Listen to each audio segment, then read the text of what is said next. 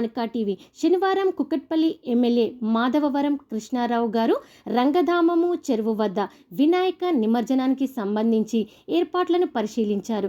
ఈ కార్యక్రమంలో కోఆర్డినేటర్ సతీష్ అరోరా, మాజీ కార్పొరేటర్ పగుడాల బాబురావు, అన్ని విభాగాల అధికారులు పాల్గొన్నారు.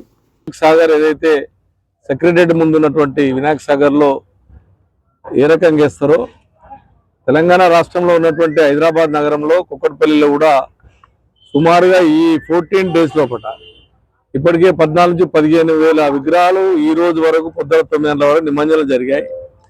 ఇవాళ బహుశా ఇవాళ 45,000 మంది ఇవాళ రాబోతా ఉన్నాయి. రేపు కానీ ఎల్లుండి కానీ మన ఉన్నటువంటి గ్రహణం ఉందని చెప్తా ఉన్నారు. ఈ 2 రోజులు ఏమో చెప్పకపోవచ్చు కానీ 14 వరకు లోపల పెద్ద ఎత్తుగా కూడా వస్తాయి. ఎక్కడ ఇబ్బంది జరగకుండా మా అధికారులు కానీ అదేవిధంగా ముఖ్యంగా పోలీస్ అధికారులు కానీ అన్ని డిపార్ట్మెంట్ సంబంధించిన అధికారులు సక్రమంగా ఎవరికి ఇబ్బంది జరగకుండా వాటర్ విషయంలో కానీ క్లీనింగ్ విషయంలో కానీ బ్రహ్మాండంగా పనిచేస్తూ ఉన్నారు.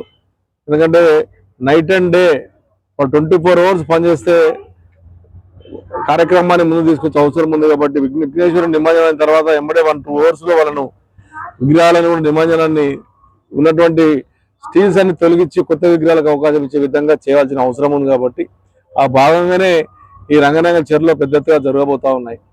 దీనికి పూర్తిగా ఉన్నటువంటి జిహెచ్ఎంసీ అధికారులు ఉన్నటువంటి అన్ని డిపార్ట్మెంట్ కోఆర్డినేషన్ చేసుకుని బ్రహ్మాండంగా పనిచేస్తాను. వాళ్ళకి అభినందన తెలియజేస్తా ఉన్నాం. ఇవాళ సాయంత్రం కానీ రేపు సాయంత్రం కానీ కొద్దిగా ట్రాఫిక్ సమస్య ఉన్నప్పుడు కూడా ప్రజలు గమనించవలసింది ఏంటంటే ట్రాఫిక్ సమస్య ఉన్నప్పుడు కొద్దిగా మీరు కూడా కొద్దిగా నిమజ్జనానికి సహకరించి ఉన్నటువంటి భక్తులకు సౌకర్యాలు కలిగించే విధంగా కూడా మనం కూడా కొన్ని వెహికల్స్ విషయంలో కూడా జాగ్రత్త పడాలని చెప్పి తెలియజేస్తూ మంచినీళ్ళు కూడా వాటర్ వర్క్స్ వాళ్ళు మంచినీళ్ళు అందించడం కానీ ఏనే కానీ నా కాన్షియన్స్ లో బోయిన్చేరు అస్మాన్పేటలో కూడా 2 క్రేన్లు ఉన్నాయి. అక్కడ సుమారుగా 4-5 వేల విగ్రహాలు అక్కడ నిమజ్జనం జరుగుతాయి. కాబట్టి హైయెస్ట్ గా నా కాన్షియన్స్ లో పెద్ద ఎత్తుగా నిమజ్జనం గతంలో ప్రభుత్వంలో ఉన్నటువంటి ఆ రోజున టీఆర్ఎస్ పార్టీ ప్రభుత్వం ఉన్నప్పుడు కోనేర్లు కట్టించాం.